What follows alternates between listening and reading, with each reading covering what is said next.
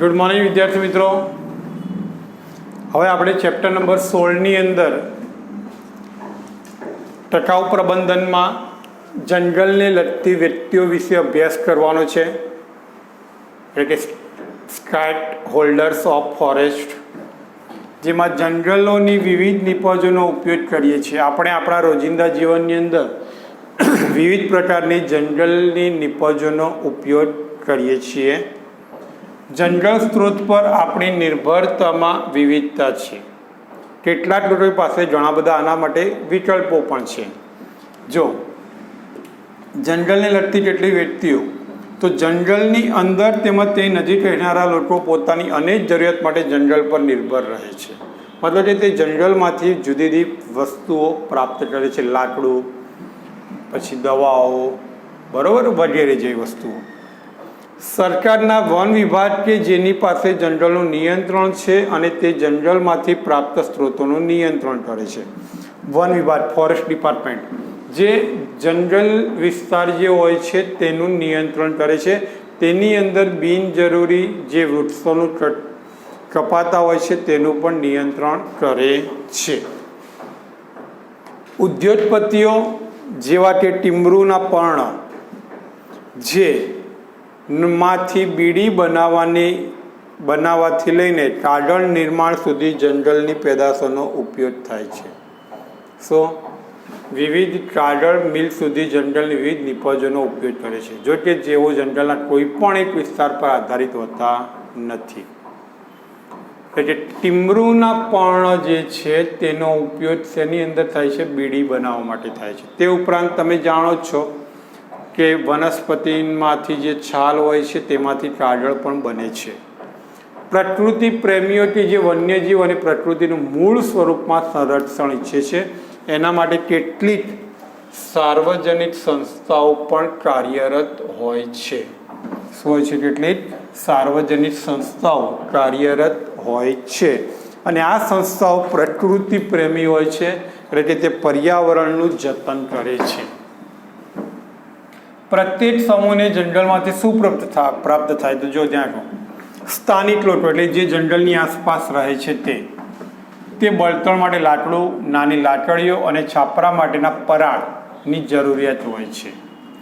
વાંસનો ઉપયોગ ઝૂંપડીના ટેકા બનાવવા માટે, ખાદ્ય પદાર્થો એકત્રિત કરવા અને તેનો સંગ્રહ કરવા માટે, ટોપલીઓ બનાવવા માટે, ખેતીના સાધનો, માછલી પકડવા તેમજ શિકાર કરવાના સાધનો બનાવવા માટે કરે છે. ત્યાં જો જંગલમાંથી જે પણ લાકડું મળી આવે છે એના ઉપયોગ ક્યાં ક્યાં કરે છે લોકો?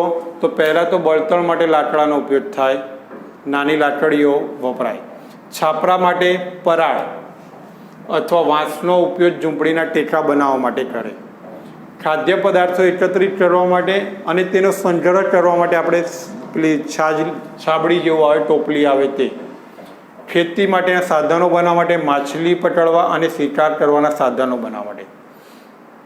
તે સિવાય જંગલ માછલી પકડવા માટેનું અને શિકારનું સ્થાન પણ હોય છે. વિવિધ વ્યક્તિઓ ફળો, કવચવાળા ફળો, એટલે કે જે આપણે નટ્સ, આલમંડ્સ જે બધા આવે છે તે, ઔષધિઓ એકત્ર કરવાની સાથે સાથે તેમના પશુઓને જંગલમાં ચરાવતા પણ હોય છે અને ચારો જંગલમાંથી એકત્રિત કરે છે. જંગલમાં જે પણ ઘાસ ઉગી નીકળે છે એ પશુઓને ચરાવીને તે ઘાસનો તે ઉપયોગ કરતા હોય છે. વન સંપદાનો આ રીતે ઉપયોગ કરવાથી, એટલે કે વન્ય સંપત્તિનો આ રીતે ઉપયોગ કરવાથી તેનો નાશ થઈ જશે ના. વન સંપત્તિ તો સતત ફરીથી તેનો ઉપયોગમાં આવશે, પણ હા, જો એ વૃક્ષો એ જ પ્રમાણે ફરી પાછા વાવવામાં નહીં આવે તો તે વન્ય સંપત્તિનો નાશ થવાની પૂરેપૂરી શક્યતા રહેલી છે. એ પણ ન ભૂલવું જોઈએ કે અંગ્રેજોએ આવીને જંગલનું હસ્તાંતરણ કર્યું તે પહેલાં પણ સદીઓથી લોકો આ જંગલમાં રહેતા હતા. એટલે અંગ્રેજો જ્યારે આપણા દેશમાં આવ્યા ત્યારે તેમણે જંગલોને પોતાના અધિકાર હેઠળ લીધા હતા. એ પહેલાં પણ લોકો જંગલમાં રહેતા અને તેમણે તેના સમપોષણ માટેની પ્રવિધિઓ પણ વિકસાવેલી હતી. મતલબ કે પોષણ મેળવી રહી તેવી પદ્ધતિઓ પણ કરી હતી. અંગ્રેજોએ ના માત્ર આધિપત્ય જમાવ્યું, પણ તેઓની જરૂરિયાત માટે જંગલનું નિર્મમતાથી શોષણ પણ કર્યું. નિર્મમતાથી શું કર્યું છે? શોષણ કર્યું. તેઓએ મૂળ આદિવાસીઓને માત્ર સીમિત કે મર્યાદિત વિસ્તારમાં જ રહેવા માટે લાચાર બનાવે. જે આદિવાસી પ્રજા હાલમાં જંગલ વિસ્તારમાં રહે છે તે આદિવાસી પ્રજાને જ્યારે અંગ્રેજો આપણા દેશની અંદર આવ્યા તે પહેલાં આદિવાસી પ્રજા સમગ્ર જંગલની અંદર વસવાટ કરતી હતી. અંગ્રેજોએ આવીને તે આદિવાસી પ્રજાને કોઈ ચોક્કસ વિસ્તાર પૂરતી જ સીમિત કરી નાખી છે કે આટલા જ વિસ્તારની અંદર તમારે રહેઠાણ બનાવવાનું છે. બરોબર? સીમિત કે મર્યાદિત વિસ્તારમાં જ રહેવા માટે લાચાર બનાવી દીધા. વન્ય સ્ત્રોતની કોઈ પણ મર્યાદા વગર અતિ શોષણ કરવાની શરૂઆત કરી. મતલબ કે વન્ય સ્ત્રોતોનું એ લોકો એમની પાસેથી મહેસૂલ કર ઉઘરાવવાની શરૂઆત કરી. સ્વતંત્રતા પછી અંગ્રેજોની વનોની નિયંત્રણ તો આપણા હસ્તક થયું, પરંતુ વ્યવસ્થાપનમાં સ્થાનિક લોકોની જરૂરિયાતો તેમજ જ્ઞાનની ઉપેક્ષા થતી રહી. મતલબ કે સ્થાનિક લોકોને કોઈ એટલું મહત્વ મળતું ન હતું. આમ જંગલનો ખૂબ મોટો વિસ્તાર એક જ પ્રકારના વૃક્ષો જેવા કે પાઇન જંગલમાં જોવા મળે, પાઇન, સાગ, નીલગિરીના જંગલમાં પરિવર્તિત થતો ગયો. આ વૃક્ષને ઉગાડવા માટે સૌપ્રથમ સમગ્ર વિસ્તારમાંથી બીજી બધી વનસ્પતિઓને દૂર કરવામાં આવી, જેથી આ વિસ્તારની જૈવ વિવિધતામાં મોટા પાયે નાશ પામતો ગયો. હાલના સમયની અંદર મોટે ભાગે જંગલોની અંદર આવા ઝાડ વધારે હોય છે, પણ આ ઝાડને કારણે જૈવ વિવિધતામાં ઘટાડો થાય છે. એટલું જ નહીં, સ્થાનિક લોકોની વિભિન્ન જરૂરિયાતો જેવી કે પશુઓ માટે ચારો, ઔષધિ માટે વનસ્પતિ, ફળ વગેરેની પ્રાપ્તિ પણ શક્ય બનતી નથી. મતલબ બરોબર?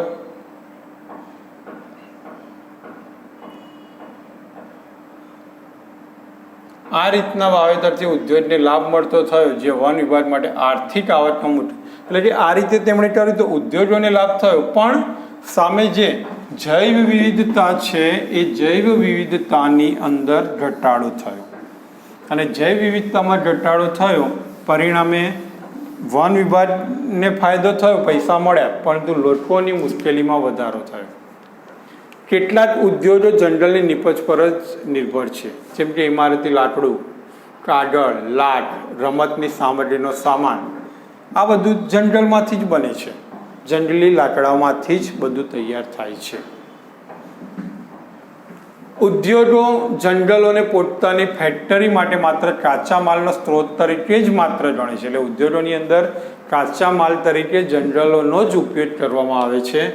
પોતાના સ્વાર્થ માટે લોકોનો એક મોટો વર્ગ સરકાર તરફથી ઉદ્યોગ માટે કાચા માલને ખૂબ જ ઓછી કિંમતે પ્રાપ્ત કરવામાં કાર્યરત હોય છે. એટલે એ જે જંગલમાંથી જે માલ મળે છે એ માલને કેટલાક લોકો પોતે મેળવી લે છે અને પછી ઉદ્યોગોમાં પ્રોવાઈડ કરે છે.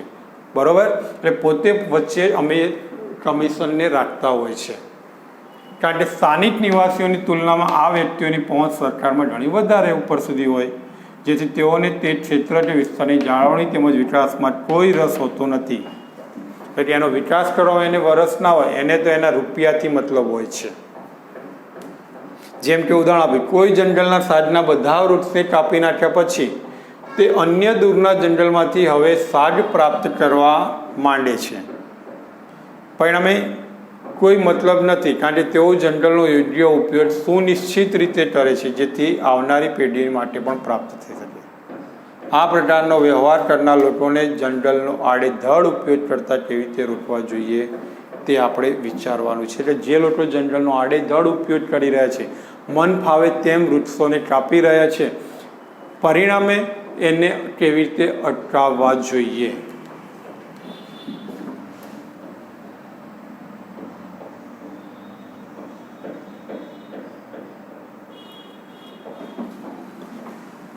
પ્રકૃતિ તેમજ વન્યજીવ પ્રેમીઓની ચર્ચા કરીએ કે જેઓ વન પર નિર્ભર તો નથી જ, પરંતુ જંગલોના વ્યવસ્થાપનમાં તેમની ઘણી બધી બાબતોને ખૂબ જ મહત્વ હોય.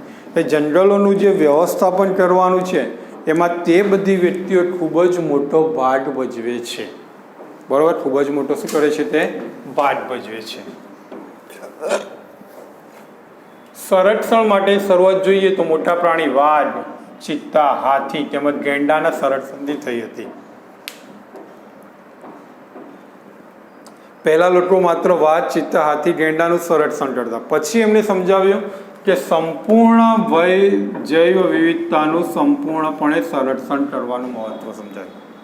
એટલે પહેલા ટાઈગર પ્રોજેક્ટ હતો, બરોબર, ટાઈગર પ્રોટેક્ટ એટલે કે સંરક્ષણ, વાઘના સંરક્ષણ માટેના બધા જુદા જુદા વિસ્તારો હતા. એવા વ્યક્તિઓને યોગ્ય મહત્વ ના આપવું જોઈએ જેઓ વનતંત્રનો જ ભાગ છે, જેઓ પરંપરા અનુસાર જંગલોનું સંરક્ષણ કરવાનો પ્રયત્ન કરી રહ્યા હોય. જેમ કે થારના રણની, ધ્યાન જો, થારના રણની સીમા પાસે પશ્ચિમ રાજસ્થાનમાં રહેતી બિશ્નોઈ પ્રજા છે. વન સંરક્ષણ અને વન્યજીવો તેમની ધાર્મિક માન્યતા સાથે જ સંકળાયેલા છે.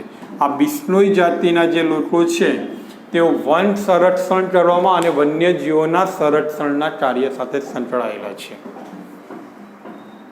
આ પ્રકૃતિ પ્રેમી લોકો પોતાના જીવના ભોગે પણ પર્યાવરણ સંરક્ષણ માટે વનસ્પતિ અને પ્રાણીઓનું રક્ષણ કરે છે. પોતાનો જીવ આપી દેશે પણ વન્યજીવો અને જંગલોનું સંરક્ષણ કરશે. તેઓની મૂળભૂત માન્યતા એ છે કે દરેક સજીવને જીવવાનો અને કુદરતી સંપત્તિમાં ઉપયોગ કરવાનો અધિકાર છે. આપણે પણ કહીએ છીએ દરેક સજીવને જીવવાનો અધિકાર છે, તો આપણે શા માટે મારી નાખીએ છીએ? આપણે તેને મારવા જોઈએ નહીં, આપણે તેનું સંરક્ષણ કરવું જોઈએ. પણ આપણા ઘરે તો કોઈ નાનું પ્રાણી બહાર નીકળે, બરોબર, તો આપણે એને મારી નાખીએ. મારવાનું નહીં, એને પકડીને પાછું જંગલમાં મૂકી આવો. ભારત સરકારે હમણાં વન્યજીવ સંરક્ષણ હેતુથી અમૃતા દેવી બિશ્નોઈ રાષ્ટ્રીય પુરસ્કારની વ્યવસ્થા કરી છે. એટલે જે કોઈ પણ વ્યક્તિ આ વન્યજીવોના સંરક્ષણનું કાર્ય કરે છે તેને આ પુરસ્કાર આપવામાં આવે છે, અમૃતા દેવી બિશ્નોઈ. આ પુરસ્કાર અમૃતા દેવી બિશ્નોઈની સ્મૃતિમાં આપવામાં આવે છે, જેઓએ 1731માં રાજસ્થાનના જોધપુર પાસેના ખેજરાલી ગામમાં ખેજરીના વૃક્ષોને બચાવવાના હેતુથી 363 લોકોની સામે પોતાનું બલિદાન આપ્યું હતું. કેટલા? 363 લોકો.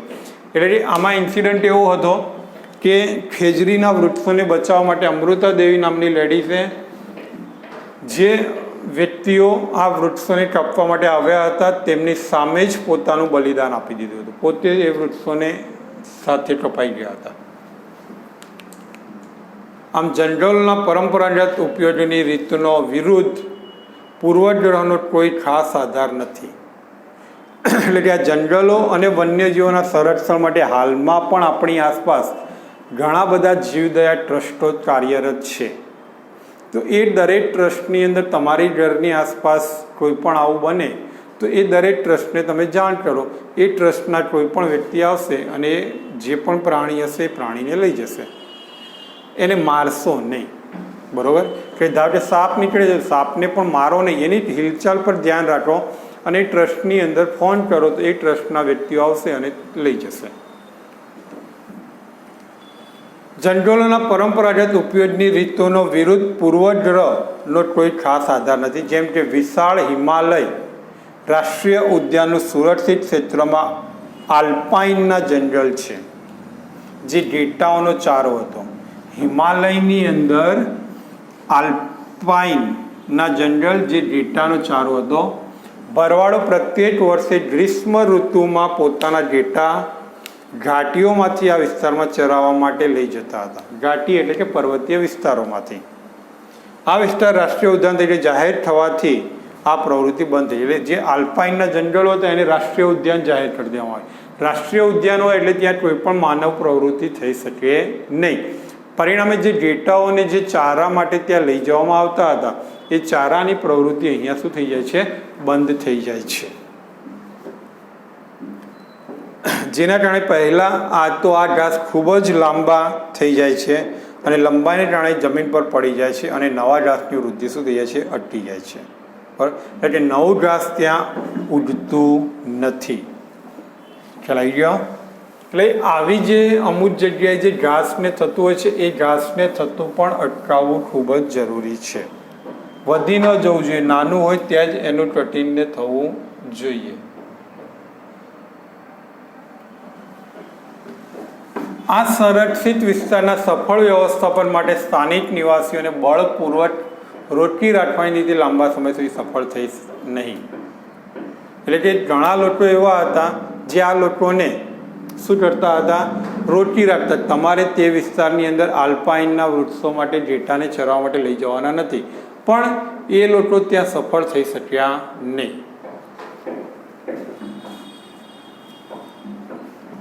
કોઈ પણ જે જંગલને થનાર નુકસાન માટે માત્ર સ્થાનિક નિવાસીઓ જ જવાબદાર ઠેરવવામાં આવે તે સાચું નથી. સ્થાનિક લોકો જ જવાબદાર હશે તે સાચું ગણી શકાય નહીં. આપણે ઔદ્યોગિક જરૂરિયાતો તેમજ વિકાસની પરિયોજનાઓ જેવી કે રસ્તાઓ તેમજ બંધોનું નિર્માણ કરવાથી જંગલનો વિનાશ અથવા તેઓને થનાર નુકસાનથી આંખો ફેરવી શકાય નહીં. બંધ બાંધવા માટે પણ કરોડો એકર જમીનમાંથી વૃક્ષોનો નાશ કરવામાં આવે છે. જેમ કે સરદાર સરોવર ડેમ તૈયાર થયો છે તો એના માટે કેટલાય જંગલોનો નાશ થયો છે, પણ સામે એની ઉપયોગિતા પણ છે. સંરક્ષિત વિસ્તારમાં પર્યટકો દ્વારા અથવા તેઓની સુવિધા માટેની થયેલી વ્યવસ્થાને કારણે થતા નુકસાન વિશે પણ વિચાર કરવો જોઈએ.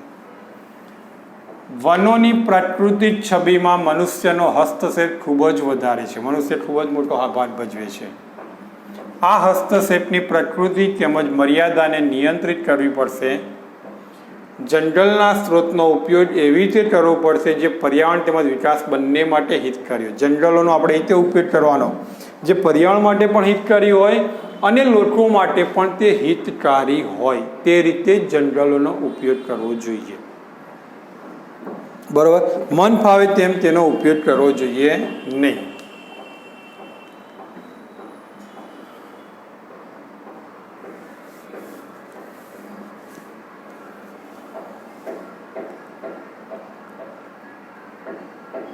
જ્યારે પર્યાવરણ અથવા વનનું સંરક્ષણ કરવામાં આવે ત્યારે તેઓના સુયોજિત ઉપયોગનો લાભ સ્થાનિક નિવાસીઓને મળવો જોઈએ. આ વિકેન્દ્રીકરણની એક એવી વ્યવસ્થા છે જેમાં આર્થિક વિકાસ તેમજ પરિસ્થિતિકીય સંરક્ષણ બંને સાથે દર્શાવી દે. આર્થિક વિકાસ પણ થાય અને પરિસ્થિતિકીય જોવા મળે. જે પ્રકારનો આર્થિક તેમજ સામાજિક વિકાસ આપણે ઈચ્છીએ છીએ તેથી છેવટે તો એ નિર્ણય આવશે કે પર્યાવરણનું સંરક્ષણ થઈ રહ્યું છે.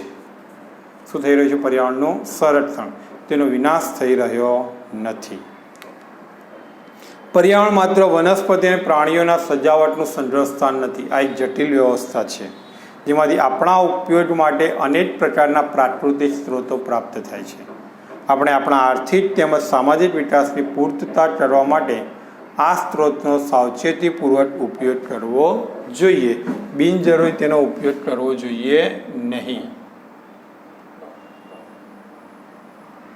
તો હવે આ જંગલોનું વ્યવસ્થાપન કરવા માટે શું કરવું જોઈએ? વન વ્યવસ્થાપનના ઉપરોક્ત સંદર્ભમાં તમામ દાવેદારોનું લક્ષ્ય સમાન છે. જેમ કે ઉદ્યોગને વન સંપાદન માટે ભાગે બજારની કિંમત કરતાં ઓછી કિંમતમાં પ્રાપ્ત કરાવાય છે. એટલે ઉદ્યોગોને જે વન્ય જંગલ વસ્તુઓની જરૂરિયાત છે એ બજાર ભાવ કરતાં ઓછી કિંમતમાં આપવામાં આવે છે. જો કે સ્થાનિક નિવાસીઓને આવા લાભથી વંચિત રાખવા, એટલે સ્થાનિક નિવાસીને આવો લાભ મળતો નથી. બીજું એક છે ચિપકો આંદોલન, જે સ્થાનિક નિવાસીઓને જંગલોથી ભિન્ન કે દૂર કરવાની નીતિનું જ પરિણામ છે. ચિપકો આંદોલન એના કારણે જ સર્જાયું હતું. કેમ? તો જો 1970ના શરૂઆતના દશકામાં હિમાલયની ઊંચી પર્વતીય શૃંખલામાં ગઢવાલના રેની નામના ગામની આ ઘટના છે. ગઢવાલના રેની જે હિમાલયની અંદર આવ્યું છે. લાકડાના માલિકો તેમજ સ્થાનિક લોકોની વચ્ચે થયું હતું, કારણ કે વૃક્ષોના જે માલિકો હતા તેઓને વૃક્ષો કાપવાનો અધિકાર આપી દેવાયો હતો. એક દિવસ આ બધા જ માલિકો વૃક્ષોને કાપવા માટે આવ્યા ત્યારે ત્યાંના સ્થાનિક પુરુષો ત્યાં હાજર ન હતા. કોઈ પણ પ્રકારના ભય વગર ત્યાંની મહિલાઓ તરત જ વૃક્ષો હતા ત્યાં પહોંચી ગઈ અને વૃક્ષોની ફરતે પોતાના હાથ ફેલાવીને ઊભી રહી ગઈ. અને માલિકોએ તેમના માણસને વૃક્ષ કાપતા અટકાવ્યા અને છેવટે માલિકોએ તેમનું વૃક્ષ કાપવાનું કામ બંધ કર્યું. પરિણામે વૃક્ષોનું તેમણે જતન કર્યું. વૃક્ષની આજુબાજુ હાથ ફેલાવીને આ રીતે ઊભા રહી ગયા, જેથી માલિકો વૃક્ષો કાપી શક્યા નહીં. પ્રાકૃતિક સ્ત્રોતોના નિયંત્રણની આ સ્પર્ધામાં પુનઃપ્રાપ્ય સ્ત્રોતનું સંરક્ષણ અનિવાર્ય છે. જે સ્ત્રોતો એટલે કે જંગલો પુનઃપ્રાપ્ય છે એનું સંરક્ષણ કરવું જરૂરી છે. આ ઉદ્દેશથી તેના ઉપયોગની રીત ઉપર પ્રશ્ન થાય. લાકડાના કોન્ટ્રાક્ટરોએ તે વિસ્તારના બધા વૃક્ષોને કાપીને ધરાશાયી કર્યા હોત અને તે વિસ્તાર કે ક્ષેત્રને હંમેશને માટે વૃક્ષહીન કરી નાખ્યો હોત, જ્યારે સ્થાનિક જન સમુદાય જો આ ન થયું હોય તો એ આખો વિસ્તાર વૃક્ષહીન થઈ ગયો હોત. પણ સ્થાનિક જન સમુદાય વૃક્ષની કેટલીક શાખાઓ કે ડાળીઓ કે પર્ણને જ કાપે છે. જ્યાં તો કોન્ટ્રાક્ટર હોય છે ને એ આખા ઝાડને જ કાપી નાખે થડમાંથી, નીચેથી જ. જ્યારે ત્યાંના જે સ્થાનિક લોકો હોય એ માત્ર ડાળાઓ અને પર્ણનો કે કેટલીક શાખાને જ કાપે, જેથી એનો ફરીથી વિકાસ થાય છે. સમય જતાં તે પુનઃ તેના જૈવિક ભાગોની પૂર્તતા થાય છે, ફરીથી વિકાસ થાય છે. અને આ ચિપકો આંદોલન ખૂબ જ ઝડપથી માનવ સમુદાયમાં ફેલાઈ ગયું હતું. તેમજ લોક સંચારે પણ તેમાં યોગદાન આપ્યું. લોકો પણ તેની અંદર જોડાયા હતા અને સરકારને આ બાબતને વિચારવા માટે લાચાર કરી દીધી કે જંગલ કોનાથી છે અને જંગલના સ્ત્રોતનો સદુપયોગ માટે પ્રાથમિકતા નક્કી કરવા માટે પુનઃ વિચારણા કરવા માટે લાચાર બનાવે. બરોબર? એટલે જંગલો કોનાથી છે? તો માનવ સમુદાયથી. માનવ સમુદાય નહીં હોય તો જંગલો નહીં હોય. માટે જંગલોનું સંરક્ષણ કરવું શું છે? જરૂરી છે. આ ચિપકો આંદોલન ખાસ યાદ રાખજો. બરોબર? પરીક્ષાની અંદર તે પૂછાવાની શક્યતા ઘણી બધી રહેલી છે.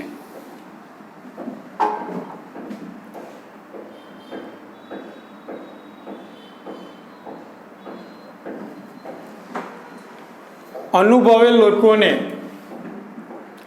શીખવાડી દીધું કે જંગલોના વિનાશથી માત્ર જંગલની હાજરી અસર પામે છે તેમ જ નથી, પરંતુ માટી કે ભૂમિની ગુણવત્તા તેમજ જળ સ્ત્રોત પણ પ્રભાવિત છે. જંગલો ન હોય તો જળ સ્ત્રોતને પણ અસર થાય છે.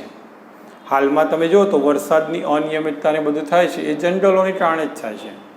અને સ્થાનિક લોકોની ભાગીદારીથી નિશ્ચિત રૂપથી જંગલનું વ્યવસ્થાપન કાર્યદક્ષતાથી આગળ વધેલું છે. હવે આ વનોના વ્યવસ્થાપનમાં લોકોની ભાગીદારી કઈ રીતે થઈ શકે?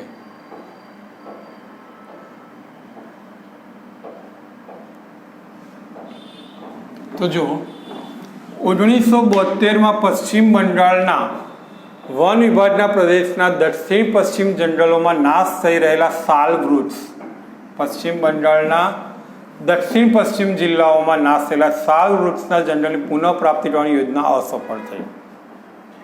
દેખરેખની પરંપરાગત રીતો અને પોલીસની કાર્યવાહીથી સ્થાનિય લોકો અને પ્રશાસન વચ્ચેનું અંતર વધતું ગયું. મતલબ કે વચ્ચે ઝઘડા થયા. પરિણામે જંગલના કર્મચારીઓ અને ગામવાસીઓમાં વારંવાર લડાઈ થવા લાગી અને આ લડાઈ કે ઝઘડાઓને નક્સલવાદ જેવું સ્વરૂપ ધારણ કર્યું. હાલમાં પણ છે. હાલમાં પણ આ નક્સલવાદ ચાલી રહ્યો છે. વન વિભાગે પોતાની રણનીતિ બદલીને મદીનાપુરના અરાબાડી વિસ્તારમાં એક યોજના પ્રારંભ કરી. અહીંયા વન વિભાગના એક દૂરદર્શી અધિકારી બેનર્જીએ ગ્રામવાસીઓને પોતાની યોજનામાં સમાવ્યા હતા અને તેમના સહયોગથી ખૂબ જ ખરાબ પરિસ્થિતિ ધરાવતા સાલના આ જંગલને 1272 હેક્ટર વિસ્તારનું સંરક્ષણ આપ્યું. બરોબર? એટલે પહેલાં જ્યાં ઝઘડા થતા હતા એના નિકાલ કર્યો. અહીંયા ગામવાસીઓને આ ક્ષેત્રની ભાવની જવાબદારીને બદલે રોજગાર મળવાની સાથે જ તેઓને ત્યાંથી નિપજના 25%નો ઉપયોગ અધિકાર પણ મળે. જે પણ નિપજ મળે એને 25% એ ઉપયોગ કરી શકે. અને ખૂબ જ ઓછી કિંમતે બળતણ માટે લાકડા અને પશુઓને ચરાવવાની સહમતિ પણ આપી દેવામાં આવી. અને સ્થાનિક જનસમૂહની સહમતિ તેમજ સક્રિય ભાગીદારીને કારણે આ જે જંગલો છે તે જંગલો ફરીથી સક્રિય બન્યા. પણ ત્યાંથી સુધી અરાવળીના સાલના વૃક્ષ વન સમૃદ્ધ થયા અને પહેલા નકામા પડતર કહેવાતા જંગલની કિંમત 12.5 કરોડ અંદાજિત ગણવામાં આવી. કેટલી ગણવામાં આવી? 12.5 કરોડ અંદાજિત ગણવામાં આવે છે. બરોબર? રેડી? તો આ હતી જંગલ પેદાશો વિશે. આજના લેક્ચરની અંદર આપણે આટલે સુધી રાખીએ છીએ. જય હિન્દ, જય ભારત.